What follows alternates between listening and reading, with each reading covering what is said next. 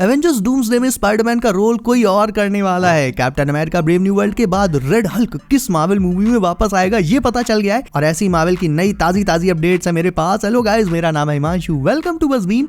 And video के बीच में कहीं मैंने एक ऐसा क्वेश्चन पूछा है जिसका जवाब हर कोई नहीं दे सकता, सिर्फ एक रियल मार्वल फैन ही दे सकता है। जो इसका राइट आंसर देगा उसे मिलेगा नेक्स्ट वीडियो में shout out. So let's begin. So first update is about red Hulk's future in MCU. काफी सारे लोग ब्रेव न्यू वर्ल्ड मूवी देखने के बाद ये पूछ रहे थे कि लीडर तो जिंदा है, सैम डूम्सडे में जा ही रहा है, बट रेड हल्क का क्या, हैरिसन फोर्ड के कैरेक्टर का क्या होगा? क्योंकि मूवी में max to max red Hulk सिर्फ शांत होकर वापस से रॉस बन गया था, ना ही वो मरा है, ना ही उसे कोई प्रॉपर बड़ा डैमेज हुआ है, वो अभी भी अलाइव एंड वेल है। सो मार्वल में क्या रेड हल्क आगे किसी मूवी में रिटर्न मारता हुआ हमें दिखेगा? तो जवाब है yes. Marvel insider my time to shine hello के अकॉर्डिंग हैरिसन फोर्ड ने मार्वल के साथ एक और मार्वल मूवी की डील साइन कर ली है जिसमें उनका रिटर्न एज रेड हल्क होने वाला है। अब किस मूवी में इनका रिटर्न होगा ये फिलहाल क्लियर तो नहीं है, बट इसका अंदाजा लगाना भी कोई मुश्किल नहीं है दोस्तों।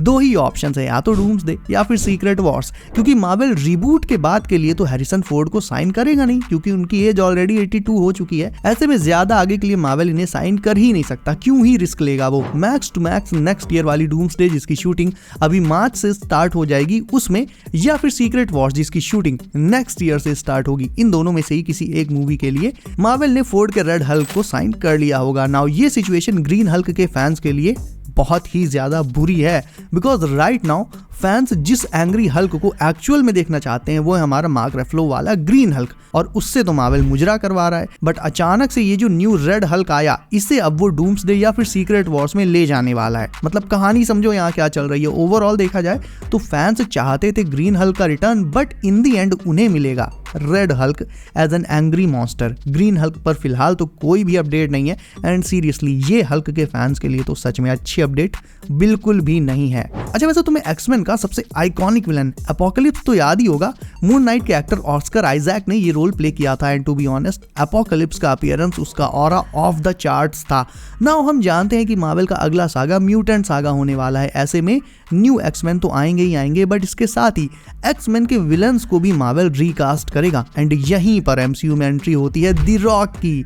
रॉक इस टाइम वैसे भी काफी सारी फ्रेंचाइजेस में बड़े बड़े रोल्स कर चुके हैं। डीसी में भी उन्होंने ब्लैक एडम का रोल किया था, जो उतना कुछ खास तो नहीं था, ओके था, but still it was fine. But उस मूवी के बाद जैसे ही एंड में सुपरमैन और एडम का फेस ऑफ हुआ, फैंस जैसे ही गर्म हुए थे कि तभी जेम्स गन ने टट्टी कर दी और डीसीयू को स्क्रैप कर दिया, यानी the Rock is no more in new DCU. And अब रिपोर्ट्स हैं कि Dwayne the Rock Johnson is coming to MCU, and किस रोल में आएंगे? तो वेल, इस रोल में मार्वल रॉक को अपना न्यू एपोकलिप्स बना सकता है। नाउ इमेजिन करो, जब ऑस्कर आइजैक जैसा एक नॉर्मल फिजिक वाला एक्टर एपोकलिप्स के रोल में इतना ह्यूज, इतना आइकॉनिक विलन लग रहा था, तो भाई रॉक कैसे लगेंगे?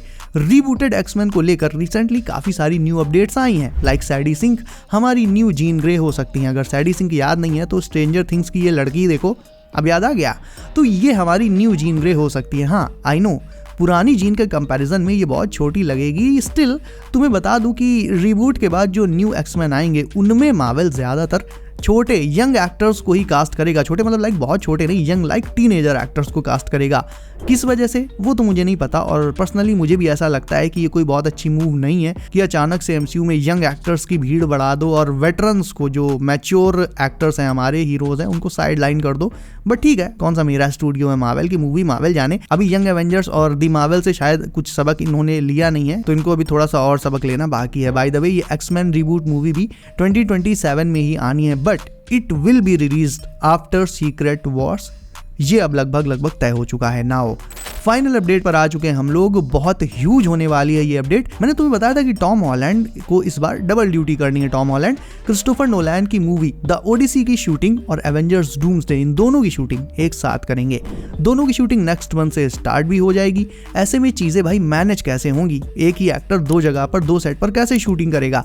वेल, एवेंजर्स डूम्सडे में जाहिर है टॉम हॉलैंड के बहुत सारे एक्शन सीन्स होंगे, राइट? बहुत सारे ऐसे भी सीन्स होंगे जिसमें टॉम हॉलैंड का जो चेहरा है एज स्पाइडरमैन वो डायरेक्ट नहीं दिखाया जाएगा, कहीं बैक एंगल से कैमरा का शॉट दिखाया जाएगा, कहीं कुछ। सो रिपोर्ट्स ये है गाइस कि मार्वल स्टंट्स के लिए और बाकी कुछ ऐसे सीन्स के लिए जिसमें टॉम हॉलैंड का चेहरा नहीं दिखेगा, उसके लिए वो टॉम हॉलैंड के स्टंट डबल का यूज करेगा एवेंजर्स डूम्सडे में, जबकि इन रियलिटी टॉम उस टाइम द ओडिसी की शूटिंग में बिजी होगा, यानी जिसे तुम स्पाइडी समझ रहे होगे वो उसका स्टंट डबल होगा, टॉम हॉलैंड नहीं होगा वो। अब कहने को तो ये कहा जा सकता है कि इसमें कोई बड़ी बात नहीं है, स्टंट डबल तो हर मूवी में यूज होता है, बट एक्चुअली यहाँ पर स्टंट डबल को केवल स्टंट्स की वजह से ही नहीं यूज किया जा रहा है, बल्कि शूटिंग शेड्यूल में होने वाले कॉन्फ्लिक्ट की वजह से यूज किया जा रहा है, जिसके चलते ये न्यूज वर्दी है। यानी सिर्फ स्टंट्स और एक्शन सीन्स की बात होती तो चलो कोई बात नहीं, इतनी बड़ी बात नहीं थी, बट कुछ नॉर्मल सीन्स में भी मार्वल टॉम हॉलैंड की जगह स्टंट डबल को फीचर कर सकता है। दैट्स द रिपोर्ट, एंड इसीलिए ये बात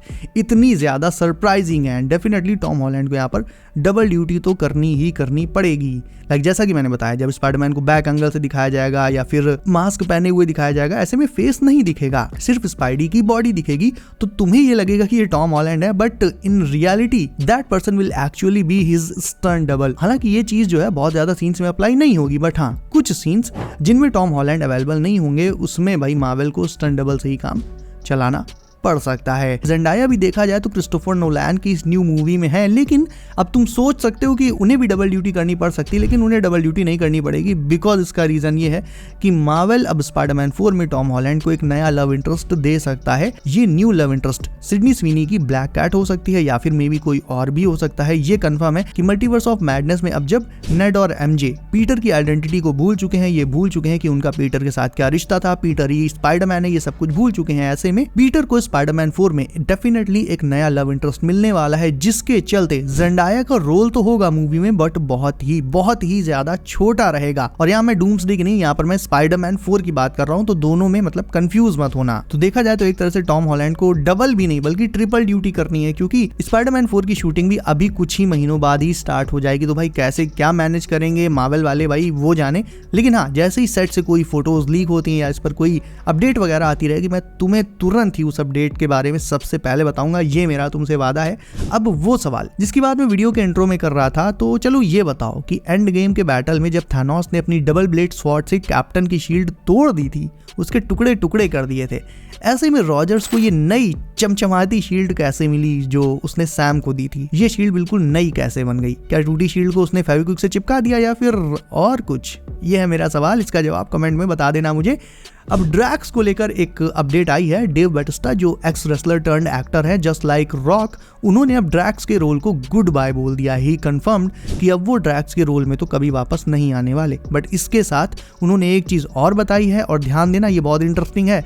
ही सेड कि उन्हें सुपर हीरोज की दुनिया बहुत पसंद है और वो इसमें एक न्यू रोल में वापस लौटना चाहते हैं। इसके लिए उन्होंने डीसी में जेम्स गन और मार्वल में फाइगी से बात कर ली है और कह दिया है कि भाई हमारे लायक कोई काम हो तो बता देना, हम अभी नल्ले बैठे हैं तो हम तुरंत आ जाएंगे। यानी is totally open minded to play a role in which he will fit in. तो इतना तो कंफर्म हो गया है कि ड्रैक्स और उसके साथ साथ कुछ और गार्डियंस भी अब हमें दोबारा कभी देखने को नहीं मिलेंगे, not even as a surprise return. But हाँ, वो एक्टर्स हमें किसी नए रोल में देखने को मिल सकते हैं। एंड आई थिंक मार्वल फिर से रिबूट करने के बाद एक बार फिर से बैटिस्टा को किसी न्यू रोल में कास्ट कर सकता है, कोई ऐसा रोल जो ड्रैक्स की ही तरह फनी एंड इमोशनल हो, क्योंकि Bautista fits perfectly in these kinds of roles. So guys, that's it for today. Video अच्छी लगी तो इसे लाइक करके चैनल कर लो सब, नोटिफिकेशन कॉल पर डालना बिल्कुल न भूलना, ताकि आने वाली लेटेस्ट मार्वल अपडेट्स तुम्हें सबसे पहले मिल जाए। So be safe guys, अपना ख्याल रखिए आप। मेरा नाम है Himanshu, and as always I'll see you in next one.